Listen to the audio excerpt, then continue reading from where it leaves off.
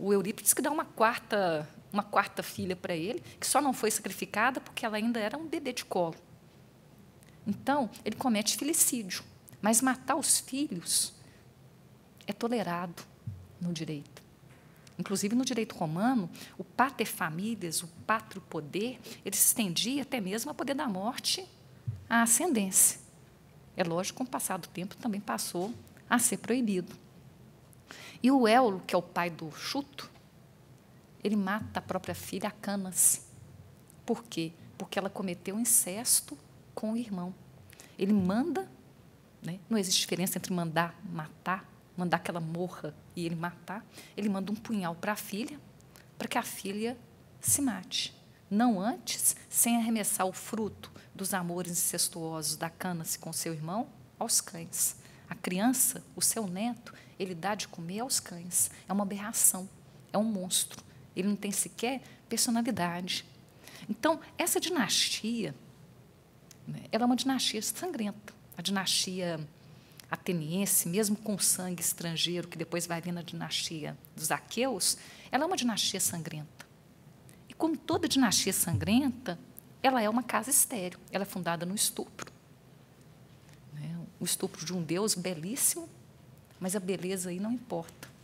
Nem a forma, nem o raciocínio, importa o sofrimento daquela mulher, que depois até perdoa o próprio Deus pelo encontro com o filho. Quase que um resgate, uma resiliência com o seu passado. Toda vez que eu tenho sangue na ascendência, nós temos casas estéreis, nós temos dinastias estéreis que são contrassenso. Por exemplo, uma figura mítica também, em que as 3 bruxas vão saudar num caminho. Olhem aí novamente a alusão ao número 3, as 3 mulheres que saúdam no caminho, com vários títulos nobiliárquicos, o Macbeth. E vão falar com ele, né? Salve conde, salve duque, salve rei da Escócia. E ele, então, apressa o destino juntamente com a sua mulher, que dá a ideia de cometer o crime, traindo as leis de hospitalidade, matar o próprio rei da Escócia, o rei Duncan, na casa do Macbeth. E ela a lei de Macbeth é tão terrível que ela fala que ela preferia que seus seios não vertessem leite, mas fel. E ele fala com ela, o Macbeth, você é tão feroz na sua ânsia, na sua ambição, que você só deveria ter filhos varões, só filhos homens. Como se tivesse mulheres, como se a mulher fosse uma fraqueza ou fruto de uma determinada docilidade. E qual que é o grande problema de Macbeth? Porque, apesar do crime, nem ele, nem a Lady, que fica louca, tem filhos. É uma dinastia que vai morrer ali naquele momento. Agora, quando há a redenção do crime, Deus sorri. De uma forma ou de outra ali, aquela peça que caminhava para a tragédia pura e simples, a mãe matando o filho matando a mãe, ela, por uma intervenção divina, ela resulta numa farsa, numa comédia, que um grande enganado é o Chuto.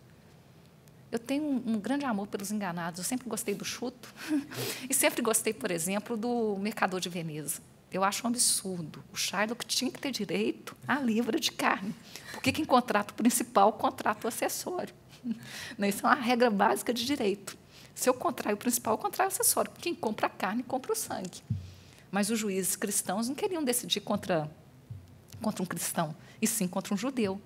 E deixam que uma mulher, que faz o papel de advogada, engane os juízes, que querem ser enganados.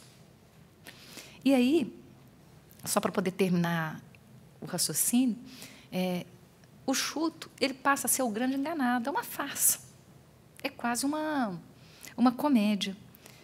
Há uma questão muito bonita na peça, que talvez seja uma das questões mais atuais, que é a questão do estrangeiro. Daí a minha simpatia pelo Chuto, porque ele é um estrangeiro em Atenas, mas um estrangeiro que salva Atenas. Ele tem a espada e o escudo, ele resgata Atenas. Mesmo assim, ele é o estrangeiro.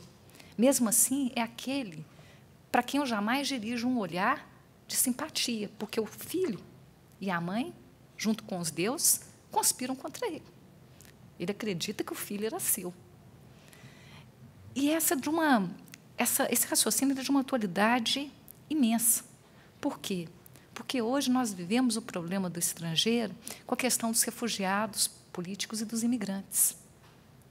E vivemos aí ondas e ondas de ódio, no que seria aí a maior onda migratória, a maior onda de refugiados políticos desde a Segunda Guerra Mundial.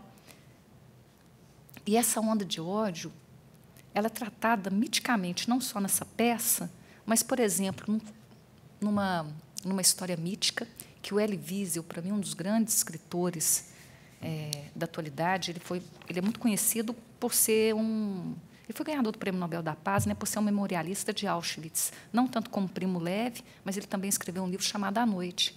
E ele tem um texto sobre a mulher de Lote, que ele fala que Sodoma e Gomorra, todos conhecem a história, estava para ser destruída.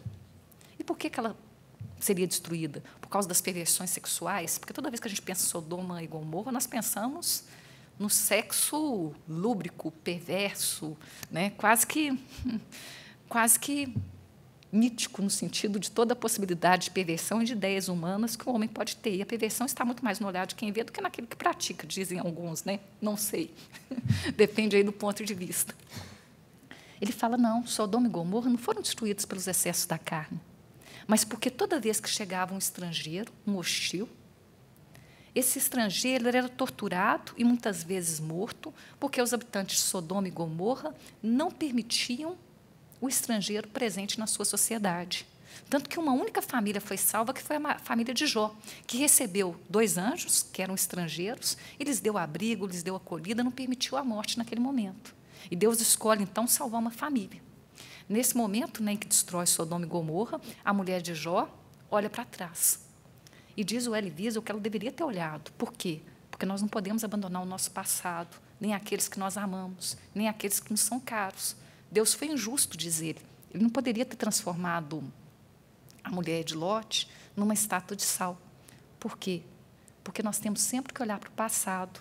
Principalmente, nós temos que esquecer de tratar aquele que é diferente de nós, por uma outra língua, por uma outra religião, por uma outra concepção do mundo, como se ele fosse sempre o estrangeiro. Porque, ao invés de nós nos transformarmos em estátua de sal, nós viraremos estátuas de gelo. É isso. Muito obrigada.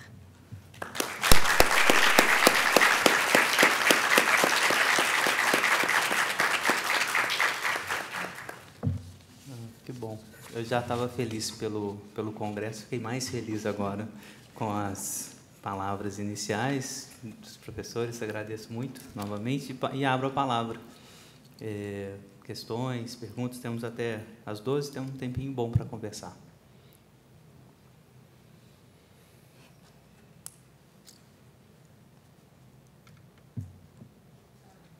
Oi, Tereza, fala no microfone, porque está gravando.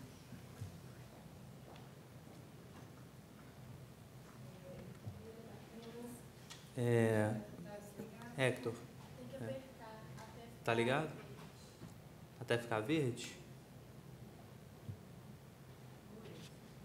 Ficou verde?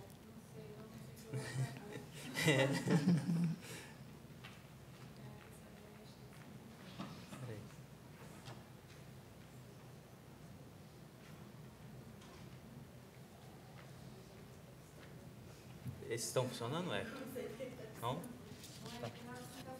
Esse aqui tem fio. Esse está funcionando. Tá. Então, gente, para falar assim da minha satisfação de ter ouvido as apresentações de vocês, riquíssimas, belíssimas. Então, é mais um comentário do que uma questão. Em relação à exposição do Fernando, queria dizer como que ela nos trouxe tão claramente a posição do mito e da fantasia na teoria laplanchiana. Foi uma dos textos, né, das apresentações em que eu vi esse posicionamento desses conceitos de mito e fantasia serem colocados de uma forma tão clara, né? O que nos faz até pensar como que Freud utilizou a questão do mito e nos dá a chance de repensar esse lugar do mito na teoria freudiana, né? Como que ele fez essa utilização do mito e, muitas vezes, privilegiando alguma tradução do mito e deixando cair outra, né? Como o próprio mito de Édipo. E, então, é isso que eu queria comentar em relação à sua fala, que tem muitos outros aspectos riquíssimos, mas o que me chamou a atenção, que saltou aos olhos, foi isso. E da Daniela, né, queria agradecer assim, a beleza da exposição e como que você nos passou assim, uma erudição tão grande em relação à tragédia grega, relação disso com o direito, como se você estivesse contando um caso, né? Então, isso foi muito bacana. E também queria ressaltar o tanto que você nos trouxe a nossa proximidade como ser humano com o transgressor, com o criminoso, né? E aí eu lembrei do texto freudiano dos Três Ensaios, que ele nos coloca tão próximo dos perversos sexuais, né? E a sua fala nos colocou muito próximo do crime. E daí eu lembrei do Fábio, que fala assim, toda violência é sexual, mas todo crime é sexual, né? Então, que tem aí, talvez, uma conexão importante a ser feita, né? Então, era isso que eu queria comentar. Muito obrigada.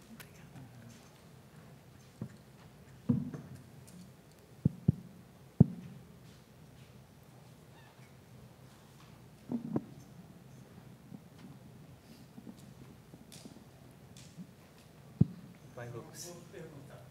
O microfone, Lucas. Não, vou falar. Hã? Eu falo. Ah, então tá. É porque está gravando. Eu queria perguntar para o Fernando, assim, que existem, né, vários mitos em várias culturas diferentes em que humanos são filhos de deuses. Como que ficaria na TSG a questão de romances familiares que Freud falava, assim, como uma tentativa de substituir as figuras parentais por deuses? O que seria isso para Laplante?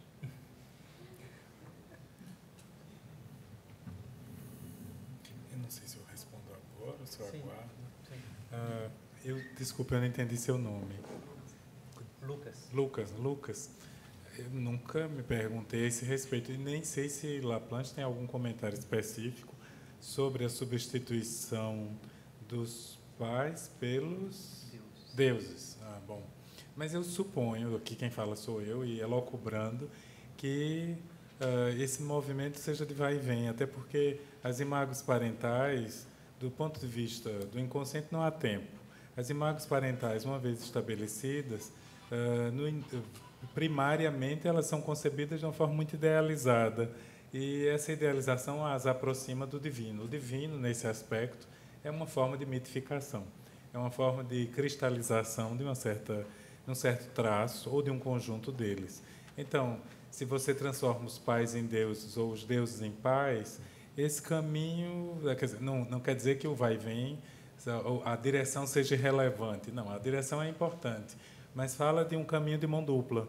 Assim como meus pais se humanizam, por exemplo, na adolescência ou a partir dela, ou a partir de qualquer decepção que vem daí, eu posso mantê-los divinos por exemplo, no momento em que eles morrem, eles vão ficar dentro de mim, como os romanos guardavam as imagens dos deuses familiares, né? Eles era uma estatuazinha pequenininha num altar doméstico que tinha a função de lembrar os antepassados. Eles, quando morrem, são divinizados nesse sentido, né?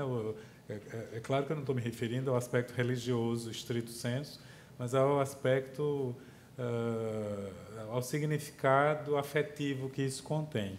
Eu estava, por acaso, ontem, vendo, a professora Daniela contou várias histórias extremamente sedutoras, né?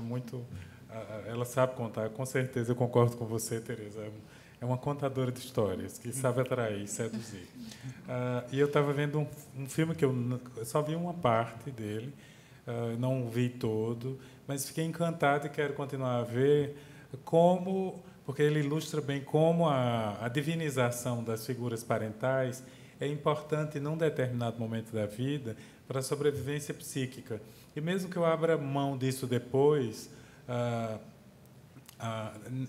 essa mitificação, essa transformação dos pais em deuses continua sendo um modelo de produção de sentido e até de beleza, que é aquele filme, não sei se ele ganhou o Oscar ou não, The Beasts of the Southern Wild, que traduziram mal por Indomável Sonhadora, que é a história de uma menina paupérrima que enfrenta uma tragédia familiar numa situação de mais tragédia social, que foi a do furacão, se eu entendi bem. Uma menina que perde a mãe muito cedo, com 6 anos, um pai depressivo e alcoólico, e ela vai se valendo das histórias que contam a elas, a professora conta a elas sobre mamutes, sobre... o pai fala dela sobre a força que eles têm como família e como grupo, e a relação que ela tem com os adultos à volta dela. E a narrativa do filme faz exatamente isso. Ela, com a fantasia, a narrativa do filme reconstitui a divinização. O pai é um homem desorganizado, muito desorganizado, que mal tem condições de sobreviver. Ele vem, numa das cenas, ele está com a bata de interno e uma pulseira. Não se sabe se ele foi interno por conta do alcoolismo ou por algum tipo de quadro psiquiátrico qualquer, mas ele está lá destruído. Ele mal consegue falar com a filha, que por acaso toca fogo na casa em que eles moram, e ela ainda assim mantém esse pai nesse lugar. Quer dizer, é claro que uma menina de 6 anos, essa não é uma menina real, é um personagem, mas esse personagem fala desse vai e vem. Até a narrativa do filme mostra isso. Ela revela, de um lado, a humanidade desse pai e, ao mesmo tempo, a sobrevivência dessa menina depende da guarda desse pai. A professora, num determinado momento, ela está fora de casa, o pai não está em casa. Essa menina é, vamos dizer, quase abandonada. Quando esse pai está fora, está provavelmente em alguma clínica, algum hospital, e a professora pergunta: você quer entrar, você quer comer? A professora se oferece para ocupar o lugar desse adulto que toma conta dela e talvez até da mãe. E a menina diz: não, meu pai vai voltar. E essa força da imago paterna que diz para essa menina: eu posso continuar viva, eu tenho um lugar, eu tenho uma inscrição num determinado grupo, eu existo. E depois ela vai fazer isso quando a casa pega fogo e ela se sente ameaçada ela acredita que o pai vai bater nela, vai matá-la. Ela desenha na casa e diz: assim como desenharam lá e disseram que alguém lá existiu e que viu os mamutes, eu estive aqui. Ela não diz eu, ela usa um nome que dão a ela. Eu não consigo lembrar desse nome agora. Então, a divinização do humano e a humanização do divino é um jogo permanente, vai e vem, que fala da idealização e da desidealização típica do processo humano. A paixão, quando você se apaixona por alguém, quando nós nos apaixonamos, nós divinizamos a outra pessoa. À medida que nós vamos nos desencantando dessa paixão, ela vai se humanizando. Com sorte, o amor sobrevive. Senão, outras paixões virão. Então, esse é um jogo que, na adolescência, a partir dela, a paixão retoma do processo que eu acredito que Freud caracterizou muito bem quando descreveu o Édipo, esse processo de apaixonamento. É bom lembrar que Freud, como, enfim, um homem do século XIX, estava muito marcado por uma posição, já falando de religião aí, não, uma posição ateia e uma leitura muito feuerbachiana. Deus é o homem ideal, essa idealização humana. Do humano. Deus é o que há de melhor no homem. E, portanto, a religião é um mito. Hoje, a leitura é um pouco menos dura. O mito ele tem um lugar, a divinização do humano, dos pais, é um processo muito provavelmente necessário e, assim como, o importante é que, assim como a gente os diviniza, eles possam se humanizar. Esse jogo de vai e vem. Bom, eu penso que é isso, mas imagino que isso faça parte também do processo de tradução, de traduções. Talvez, nesse sentido, eu suponho que, numa perspectiva laplanchiana, para encerrar o comentário, esse jogo de vai e vem seja um jogo de traduções. Porque mesmo mitos, se eu penso, por exemplo, no argumento da professora Daniela, que foi o da ilusão. Eurípides, obviamente, como bom dramaturgo, nos ilude a todos. O narrador é um grande enganador. Ótimo. Mesmo esse engano, ele tem uma função tradutiva. Nós, quando acreditamos, como é natural que a gente se deixe envolver pela sedução da peça, do drama em ação ou até na narrativa, esse engano tem uma função para nós. ele nos aplaca o nosso ódio, por exemplo, e ele ordena, no caso de Ion, eu suponho, ordena essa justiça torta. Ele promete que a justiça ficará reta, de algum modo. E ele funda uma tradição, ou funda ou refunda. Ele conserva a tradição, que no caso lá é a dos atenienses.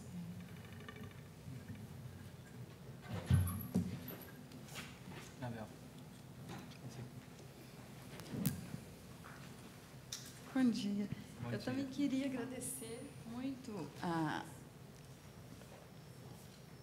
Daniela por compartilhar conosco essa erudição e nos ter dado uma aula maravilhosa sobre a mitologia, o teatro grego, né, e permitir a gente ver por que essa literatura produzida há tanto tempo, né, milhares de anos atrás, ainda permanece viva, não é? E dialogando conosco, a gente dialogando com essa cultura, né? Como que a gente está enraizado aí, né? Nessa cultura grega, né? E aí eu gostei demais da maneira como você abre a sua fala, dizendo que você iria fazer uma leitura por fragmentos e você acaba apresentando, no mínimo, 3 possibilidades de leitura, né? É uma peça sobre a justiça de Ion recuperar sua ancestralidade, sua origem, uma peça sobre o direito, não é? E aí esse direito masculino que é enganador, que é essa capacidade de argumentar, né, do logos, que pode nos levar a decidir, né, mas muitas vezes com o custo do engano, né? Ou das paixões, né? Do crime, de como a gente está, como a humanidade ela está sob a égide das paixões violentas, né? Isso é incrível. Então, quer dizer, você própria apresenta 3 possibilidades de leitura, né, dessa peça, e fora várias outras, né, que a gente vai depois ver, né, a literatura, depois o Foucault, que o Foucault faz outra leitura completamente diferente, né, e a leitura psicanalítica. Eu sou psicóloga, sou aqui do departamento, Isabel, meu nome, e eu trabalhei também com clínica durante uns anos, e a minha formação sempre foi psicanalítica, não é? Então, eu li muito, estudei muito a psicanálise freudiana, mas depois eu fiz um descolamento, né, porque eu fui caminhar por outros searas, e aí eu ouço a sua fala, Fernando, de um lugar externo, a psicanálise. E aí eu fiquei com uma questão, porque durante todo o tempo que você estava falando, trazendo, inclusive, uma crítica de Laplanche e Pontalis, a própria leitura inicial do Freud, né, sobre os mitos e as fantasias, né, como se então as fantasias fosse o determinante, né, até para a construção de mitos, não é? As fantasias primárias. Eu fiquei com uma questão, porque no final você encerra a sua fala dizendo que tanto a literatura quanto o direito, que são leituras possíveis dessa peça do Ion, acaba deixando fissuras e, às vezes, até repercutir no mito, com outro mito, né? E, durante o tempo que eu estava te ouvindo, eu até anotei aqui, incrível a relatividade das leituras e interpretações possíveis, e como que as teorias, nesse caso, a teoria psicanalítica, pode ocupar o próprio lugar do mito, ou seja, ser uma construção mítica, na medida que ela se propõe como uma leitura totalizante, não é? E, nesse sentido, definitiva, ou assim, ou primária, vamos dizer assim. E que, então, eu não sei se eu entendi bem, né? Mas eu também acho que essa é uma leitura possível, a leitura psicanalítica, não é? Mas acho que muitas vezes ela trai, né, esse desejo de ser a palavra, né? É esclarecedora nesse sentido. Não sei se a Daniela quer fazer algum comentário antes de eu falar um pouco. Agradecer, Isabel, pelas palavras gentis, Maria Tereza também, e dizer que, na verdade, essa questão dessa leitura fragmentária, acho que é um pouco da formação do penalista, porque um grande problema no direito, eu vejo, e é algo que eu sempre falo muito com meus alunos e tudo, é a questão que o direito nos conduz a um muro de insensibilidade, a uma ilusão de que tudo pode ser restrito, pode ser resumido a determinadas formas, a determinadas categorias, a determinadas normas, e que nós controlamos o mundo, controlamos o que é humano, controlamos as transgressões, e nós não vemos a transgressão em nós mesmos. Eu gosto muito da interpretação da paixão, porque, no fundo, nós somos transgressores. Eu sempre brinco com eles, e há muita polêmica, até porque, às vezes, a juventude ela não tem tanto humor, né? É muito certo ou errado, muito branco ou negro. E eu falo com eles muitas vezes, assim, olha, todos aqui já cometeram um crime, ou mais de um, ou vários, ou conhecem alguém que cometeu, e todos negam. Não, nós nunca cometemos crime, criminoso é o outro, criminoso é aquele que é diferente de mim. E aí eu dou alguns exemplos, que não são nem crimes de paixão, embora alguns, muitas vezes, eles são. Né? Se eu encontro, por exemplo, dinheiro jogado na rua, o que eu faço com ele? O dinheiro caído na rua? Eu me aproprio. Né? Eu levo embora, principalmente se não tiver ali nenhum CPF, nenhuma carteira de identidade, nada. Se tiver, eu ainda posso até entregar. Mas o certo, na verdade, não seria, porque esse é um crime, que é apropriação de coisa perdida. Eu teria que levar o dinheiro para a autoridade policial mais próxima. E depois, se aquele dinheiro não fosse localizado, quem é o dono ou o proprietário, ele reverteria em favor do Estado. Ah, mas eu não gosto do Estado, porque eu não concordo com a política que é dada aos recursos públicos. É uma objeção de conveniência. Quando eu, por exemplo, passo para frente uma fofoca, ah, mas é verdade, não importa, isso é difamação, ainda que seja verdadeira.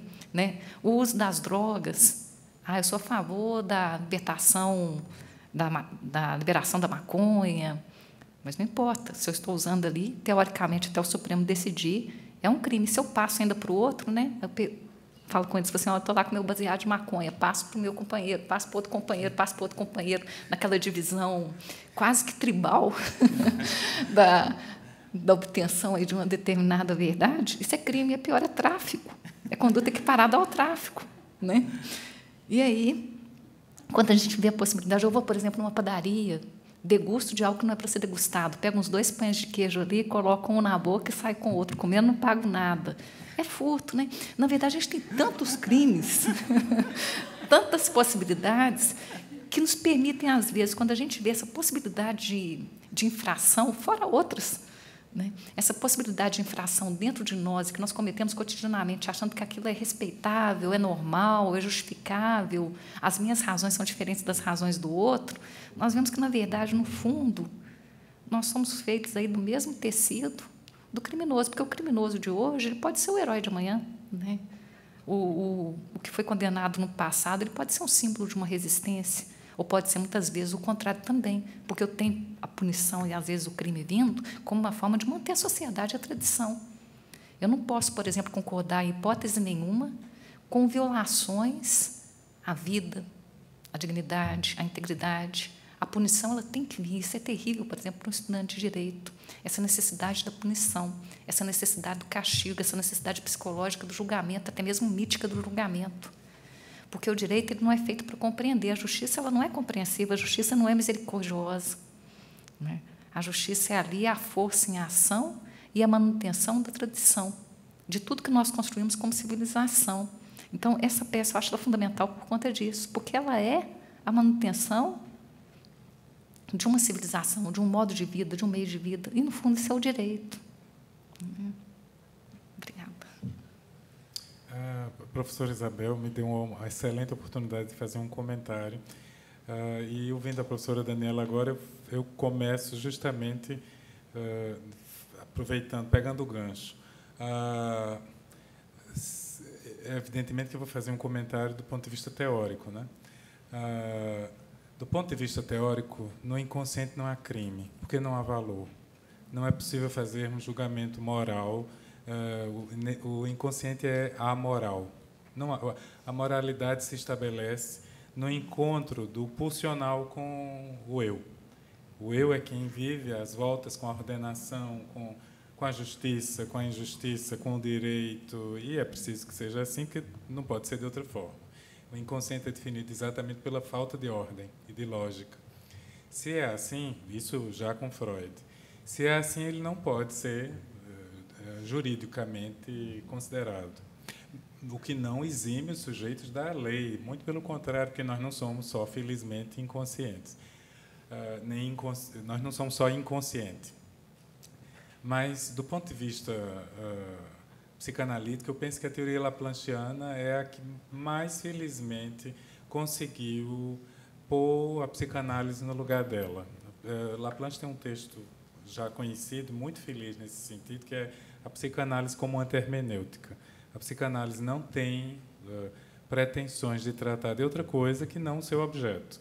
Mesmo quando ela considera fenômenos que ultrapassam o campo clínico, como é o que nós estamos fazendo agora, por exemplo, pensando a produção cultural, especificamente a literatura, especificamente a obra de Eurípides, especificamente o Íon, ela faz isso como uma extensão extramuros de um olhar que se presta a entender como o mito permite ser compreendido, o trânsito entre o que há de absolutamente único e pessoal, que aparece na clínica como construção, e as possibilidades de tradução que a cultura oferece para esse absolutamente único e pessoal. Nesse sentido, a psicanálise não pode, pelo menos a melhor psicanálise, se é que eu posso fazer qualificações dessa natureza, ela não pode se pretender explicar o mundo.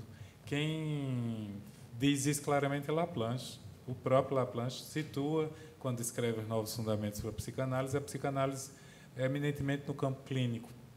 Agora, é óbvio, ele também reconhece, que as produções culturais têm o aroma dessas elaborações individuais.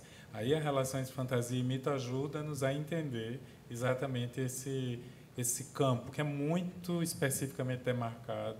Há toda uma preocupação epistemológica em Laplanche para deixar muito claro que a teoria psicanalítica não pode pretender ser uma espécie de teoria do universo. Ela não pode ser.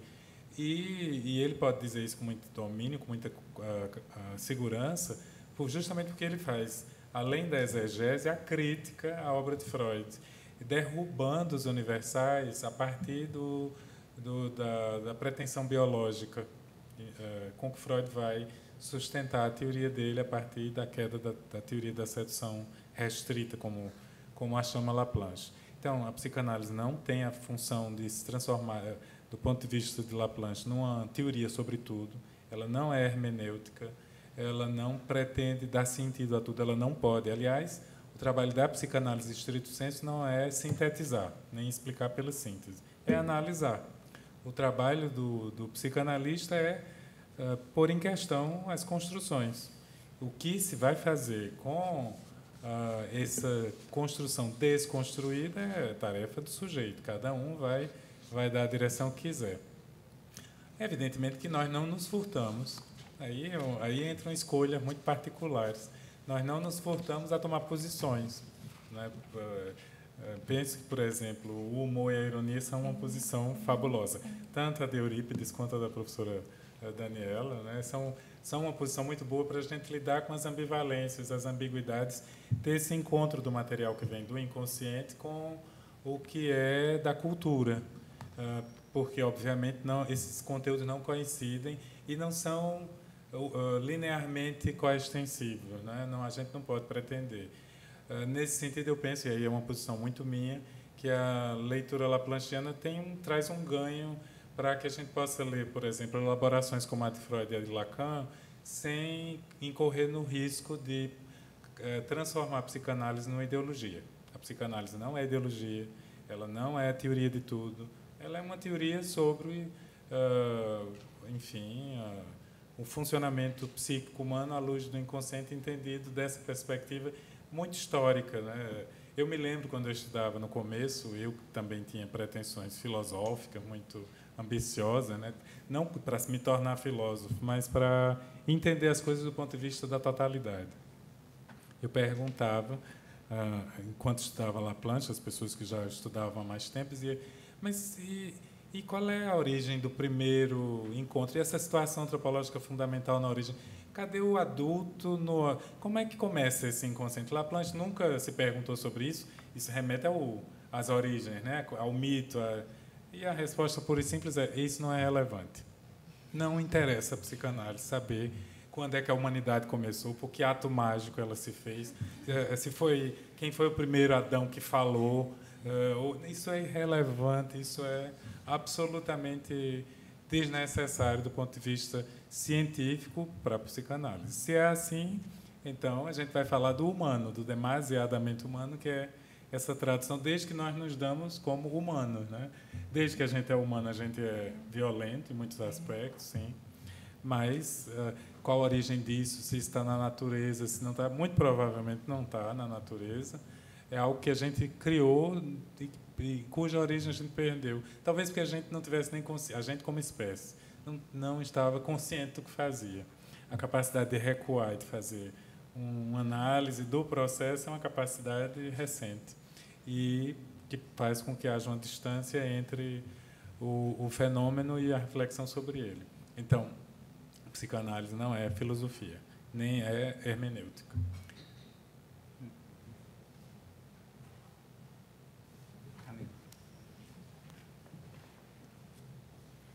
Eu também gostaria de agradecer as falas, eu acho que muito ricas e inspiradoras para iniciar o evento, assim.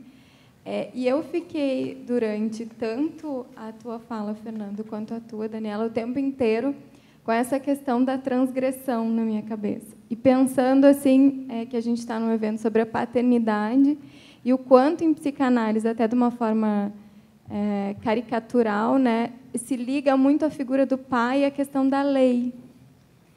E eu fiquei, então, me perguntando, assim, no mito de Ion, né, tem todo esse caminho que vai se dando até o desvelamento aí da paternidade, da maternidade, que é um caminho de transgressão e de crime. E eu queria ouvi-los um pouco mais sobre isso, assim, sobre a paternidade, a sua articulação com o crime, com a transgressão, com esse núcleo familiar que também é o berço, né, do ódio, da transgressão, e o quanto a gente evita falar disso, o quanto se fala muito mais da lei, né? Então, eu fiquei pensando muito nisso, né, ouvindo-os.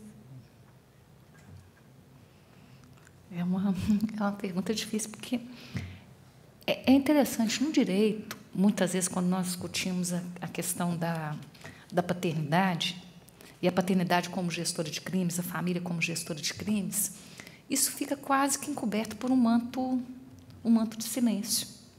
Porque quando nós estudamos o direito penal, o direito penal, acho que ele é quase que a Cinderela do direito.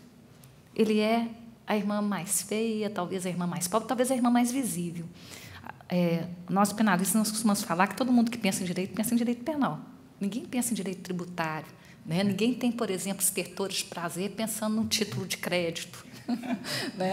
Peguei uma letra de câmbio e vou perquirir sobre a natureza jurídica da letra de câmbio. Mas toda vez que se fala de direito, sempre é o direito penal e quase sempre é o tribunal do júri, quase sempre são os crimes de sangue, os crimes aí que envolvem, por exemplo, um certo conteúdo emocional, ou é o homicídio, ou o aborto, se fala demais, né? Ou infanticídio, que até um tipo penal que é a mãe que dá a morte ao filho durante o estado puerperal, logo após o parto, que até um homicídio privilegiado, ele é punido de uma forma menos severa, em razão do estado psíquico da mãe, quando ele chega a ser punido, porque existem casos de isenção.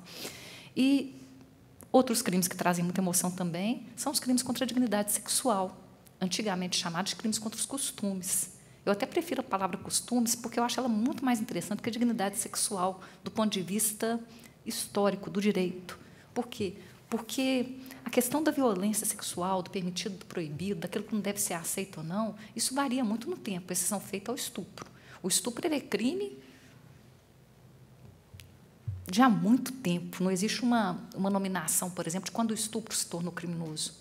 E é sabido juridicamente, inclusive nos estudos aí da criminologia, da política criminal, que geralmente os crimes de violência sexual, eles envolvem parentalidade, eles envolvem proximidade. O estuprador quase nunca é uma pessoa desconhecida. Ele é uma pessoa que vive ou próximo, ou no seio familiar, pode ser o pai, o padrasto, o irmão, um tio, um parente, ou um vizinho, ou um colega de sala. Sempre é uma pessoa próxima. Daí o grande silêncio sobre o estupro, principalmente em razão da subjugação, do sentido de humilhação, e não de desejo, que no estupro não há desejo, né? Embora nas peças ele seja apresentado como fruto de uma paixão, né? O Deus é ensandecido de paixão, o homem é ensandecido de paixão, e vai e consuma ali o ato, ou tenta consumar. Pouquíssimas mulheres escaparam do seu destino de serem violadas. Se eu não me engano, acho que teve uma que eu sei assim, no mito, que é a Aretusa, que o rio Alfeu se apaixona por ela, quando ela se banha nas águas do deus rio, e ele começa a persegui-la, ela corre, pede apoio ao pai, que é uma divindade, não vamos lembrar qual, e ele a transforma numa fonte. O rio Alfeu sempre vai em direção à fonte de Aretusa, que se encontra na Sicília, mas ele nunca alcança, ele nunca se aproxima dela. Mas é uma fuga por meio de uma transmudação, por meio de uma transformação, por uma perda da humanidade, por assim dizer. Então, o que acontece quase sempre no estudo do direito penal, quando nós falamos aí da família como gestora de crimes? É um silêncio teórico e um conhecimento prático. Dizem que o direito, a porta da justiça do direito, é a teoria, não propriamente a prática. Eu não concordo com essa interpretação. Eu acho que é justamente o contrário. Quando nós teorizamos muito, nós perdemos aí a sensibilidade das coisas do dia a dia. Nós não vemos as dores, as paixões, o sofrimento das pessoas. Ao contrário daquela vivência prática, que, se é acompanhada também de um saber teórico, ela pode nos dar um pouco mais de humanidade. E quando se vê, por exemplo, a causa dos crimes, são essas primeiras paixões.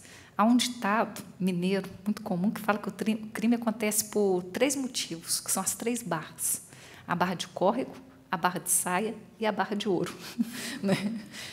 Barra de ouro é o dinheiro, né? A cupidez humana, talvez aí o grande motivo do crime, e não raro ele se encontra na família também. Há casos e casos aí de disputas familiares, as mais diversas, fundadas no dinheiro, e o dinheiro sendo o motivo gestor do crime. A barra de córrego, a terra fértil, né? Que é algo pelo qual os homens sempre lutaram, a terra sempre foi motivo de crime, e a barra de saia. Cherchez la femme, procure a mulher, sempre há uma mulher envolvida em todo crime. Talvez a barra de calça também, né? Talvez aí o homem, hoje em dia, ele também seja um motivo do crime. E essas questões, elas estão vinculadas ali à gestão familiar. Até hoje, por exemplo, um dos grandes temas discutidos no direito é a questão do crime passional. Aquela apropriação ou apoderação do outro, que é um ato, dizem os penalistas, né? O Nelson Hungria tem até uma frase que ele fala sobre o crime passional, que é um ato de macho ferido, de orgulho exacerbado, que o amor era cliente não dos necrotérios, mas das maternidades. Ele faz nascer e não mata. Para falar contra o crime passional, que é aí um caso familiar quase sempre. É o primeiro amor, ou o segundo amor, ou o terceiro amor, é um caso de um amor frustrado, é um abandono, é uma traição. E até hoje eles pululam uma frustração da amorosa no ato aceito, a perda do outro. Eu quero que aquele estado de paixão ele dure para sempre. Então, no campo dos tribunais, há muita discussão sobre isso, muitas vezes com lugares comuns, com visões preconceituosas, as mais terríveis, com voltas a antigos discursos que já se perderam na noite dos tempos, mas que são presentes. Por exemplo, recentemente aí houve um caso de um homem que bateu na mulher, bateu muito, bateu mesmo, veio Maria da Penha na cabeça dele, mas ninguém condenou, ninguém falou, olha, que é grave. Por quê? Porque ele pegou a mulher em flagrante delito, em flagrante adultério, com o melhor amigo.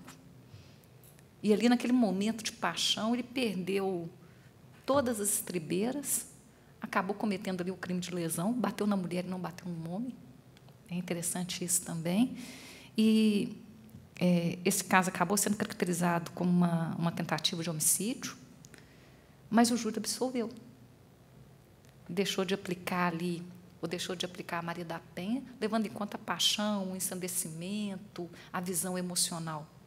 É uma decisão justa? Não sei. O júri tem detratores e tem aqueles que amam o júri. Né? O júri, ninguém é diferente a ele. Mas talvez seja uma decisão tomada com base no assumir a própria pele do outro. O que eu faria se eu estivesse num lugar? O que eu faria se eu não pudesse me conter em razão dessa primeira visão que eu tive sobre a pessoa? Não é uma justificativa de violência, obviamente, mas é entender que isso pode acontecer e que é difícil tomar uma determinada decisão.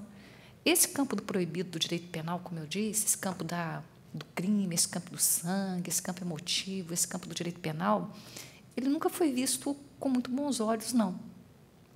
Mais na literatura, mais na crônica judiciária, mais na história dos grandes penalistas. Nós tivemos grandes penalistas. Há um caso muito bonito de um penalista chamado Evaristo Moraes, que ele era um rábula. Rábula é o advogado de formação prática, não é o bacharel em direito. Ele tem uma formação prática. O Evaristo Moraes foi um dos grandes advogados do Brasil. E o pai o abandonou muito cedo, na história de paternidade. O pai o abandonou, deixou a mãe tinha que vender doces, ele vendia doces também. E um dia o pai, que era diretor de um colégio de meninas, procurou o próprio filho, que era advogado, já um advogado conhecido, e pediu que o filho fizesse a sua defesa. Por quê? Porque ele era acusado de estar violando as meninas do colégio, inclusive transmitindo sífilis a elas.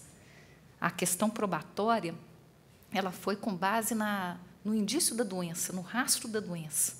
Todo crime ele deixa fios e rastros. Todo crime é passível e possível de investigação. Não existe um crime perfeito. Se ele entrou na justiça, já não é perfeito mais. O crime perfeito é aquele que ninguém sabe sequer que houve, sequer suspeita de que houve um crime. E aí ele conta essa história, num livro dele que chama Reminiscências de um Rábula Criminalista. Ele conta essa história e fala que foi a mais dolorosa de suas defesas. E que ele fez de tudo para defender o pai, acusado de um crime terrível, que era um crime de estupro, contra várias meninas, e, além do estupro, um outro crime, junto com o estupro, que a gente chama de concurso formal, uma única ação dando causa a 2 resultados lesivos, que é o perigo de contágio de moléstia venérea, e o contágio efetivo da moléstia venérea. Ele disse que sofreu muito, mas ele fez tudo para defender o pai e conseguiu absolvê-lo. Qual foi o fundamento? Que o testemunho infantil não é confiável. E hoje